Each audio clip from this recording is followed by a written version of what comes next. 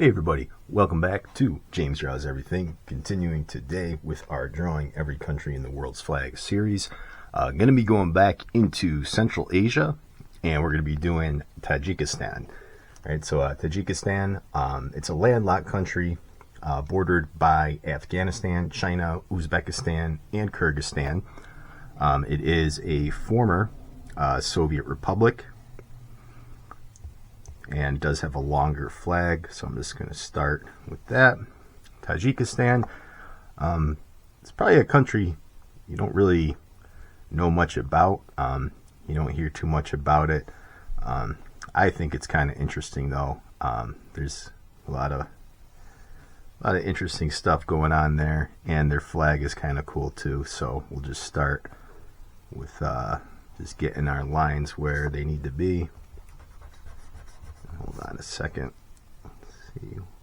Put that about here. Okay, and I'll give you a little bit of a history on the country as we start. So Tajikistan, it's not really Turkish. A lot of the countries in that area are they have a lot in common with like Turkic people. They're a little bit more Persian. Their language also kind of reflects that. The Tajik language has more in common with the Persian tongue than it does the Turk. Right? So, and they've always been kind of an important country just due to location. You know, always kind of sandwiched between greater powers like China, Russia, Persia. So they were an important little pit stop on the old Silk Road. Right, never really formed like a real nation state though. It was always just kind of nomadic peoples and like local governments until, oops, I'm dropping something here. Until the Soviet Union shows up. Right, so actually before that, they were absorbed into the Russian Empire in the 1860s. Okay, and then they do have some revolts post World War I against the brand new USSR.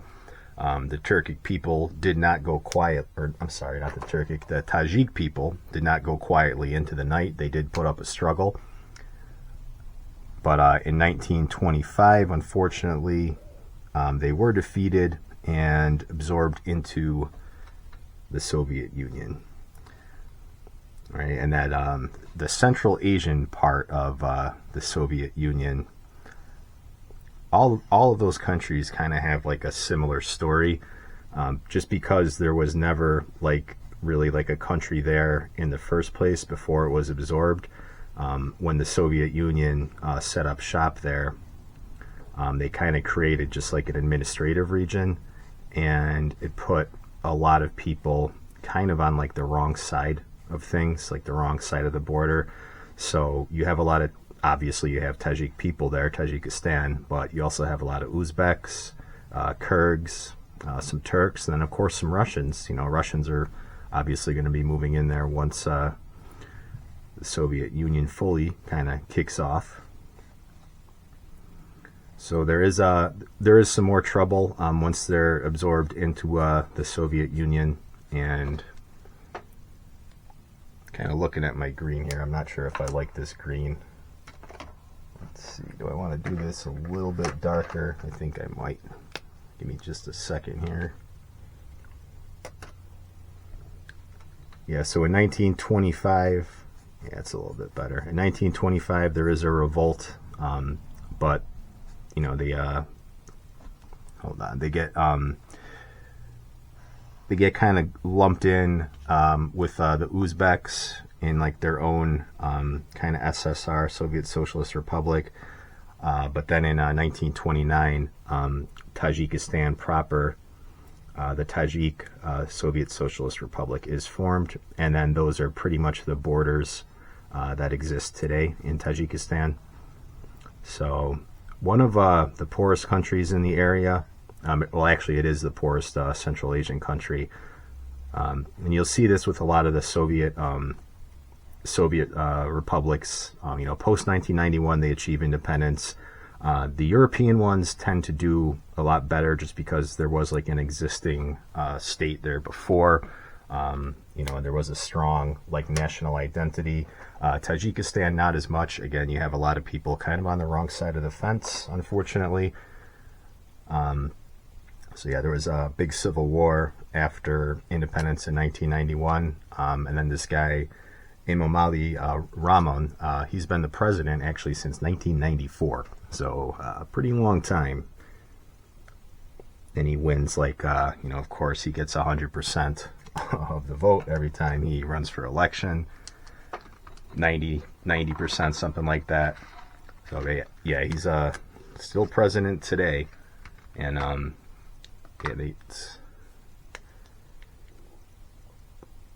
let's see here. It does have kind of a cool looking design in the middle here. So let me just draw that. It's got some stars.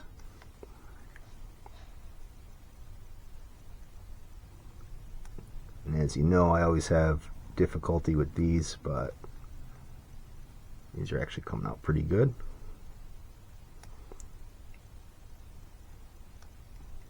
And there are 7 of these, lucky 7, and that's actually what it represents in the flag. The 7, the number for good luck.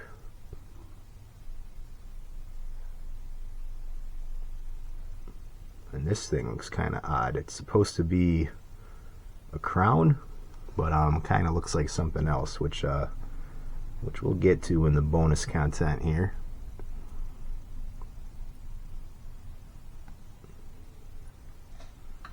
Okay, so there's the flag. The red represents sun. Red sun, that's kind of weird. It doesn't represent independence. The white represents the purity, also cotton and snow. Green, color of Islam, and then also the nature. And then this is a crown of the Tajik people, and again 7 stars, lucky number 7. So good luck for Tajikistan in all its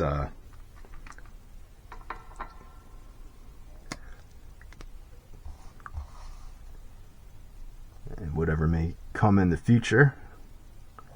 Right, so let's just finish off the flag.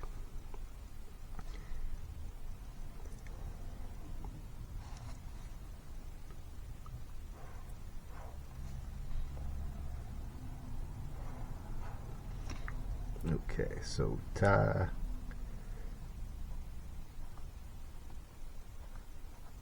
Tajikistan. All right, so then we'll just get rid of some of these pencil lines here. I think that came out pretty good. All right, let me just brush that off.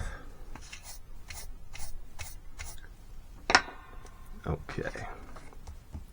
And then for our bonus content, we're going to draw President Rahmon here, and we're going to do something else as well. So when I hear about these countries that, it's not a gigantic country, but a pretty big stretch of land, right? There's only about 10 million people that live there. Again, they're mostly impoverished. There's not a lot going on there. Almost all of their economy relies on remittances. So a lot of Tajiks go to work in either Russia or Kazakhstan, and then they just send the money back. So not much of an internal economy. And their leader looks he looks kind of strange, I think. This dude looks like he's like I don't know, like Bela Lugosi reincarnated or something. Those eyebrows are something else. Yeah, when I hear, again, they're somewhat friendly with Russia still, just because that was basically who set up their state. There wasn't really like an ethnic like Tajikistan state prior to the Soviet Union. And I think I kind of alluded to this before. The Eastern European countries, they tended to fare much better just because, again, there was an existing kind of culture and state there before. The Central Asian countries, a lot of them actually kind of wanted to remain part of the Soviet Union, or at least have like a gradual sort of like emancipation. And this is a big reason for the civil war that actually happened in Tajikistan, just because again there's not like really a functioning government there. So you can't just throw your kid on the bike without training wheels the first time. So yeah, so they've been kind of struggling ever since. Again, this guy is the president for life basically, and he actually just I believe in like 2019 he changed the voting age, or not the voting age, the age required to be the president.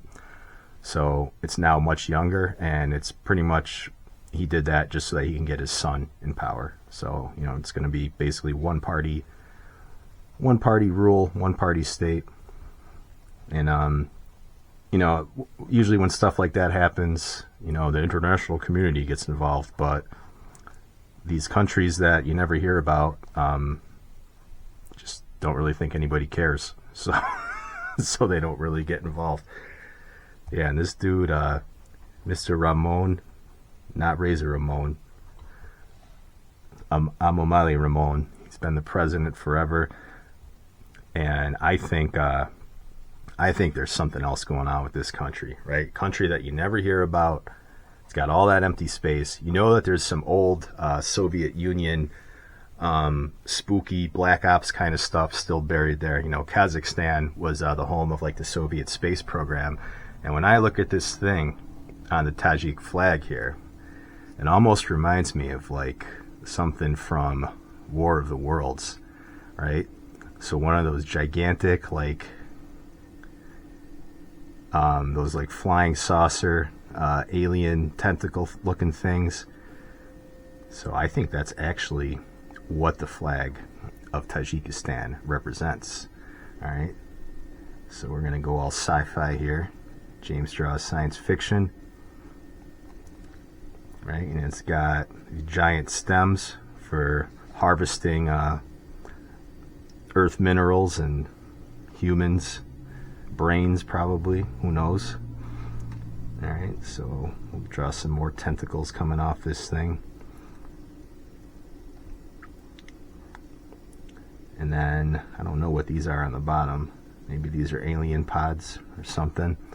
So I think Tajikistan might be trying to tell us something with this flag, right? So I think if you're into the conspiracy theory stuff, maybe you need to take a look at this country. And this guy, I don't think that's a real human either. If you just look at his face, right, that looks like a mask, right? That looks like from the 1950s alien movies where they pull it off, and he's secretly some man from Planet X or something like that. So I think we need to take a deeper look into Tajikistan. They're telling us right on their flag they have saucer people there. And again, old Soviet country, there's probably a lot of creepy black ops stuff buried there. There's probably a reason we never hear about it on the news, right? Because draw some light beams coming off of that, because yeah, they're hiding the aliens, I think. So Tajikistan, do we need to study it further? Yes. Do we need to find out more about the country? Should it be more in the news? Yes.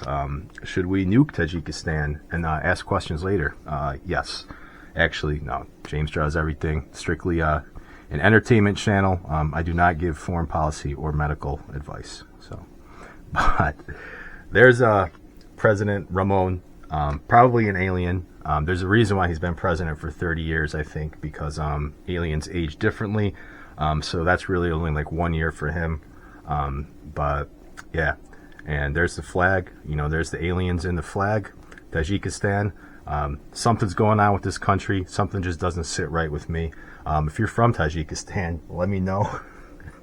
Like, comment, and subscribe. I'm getting way off track here. I'll see you on the next video.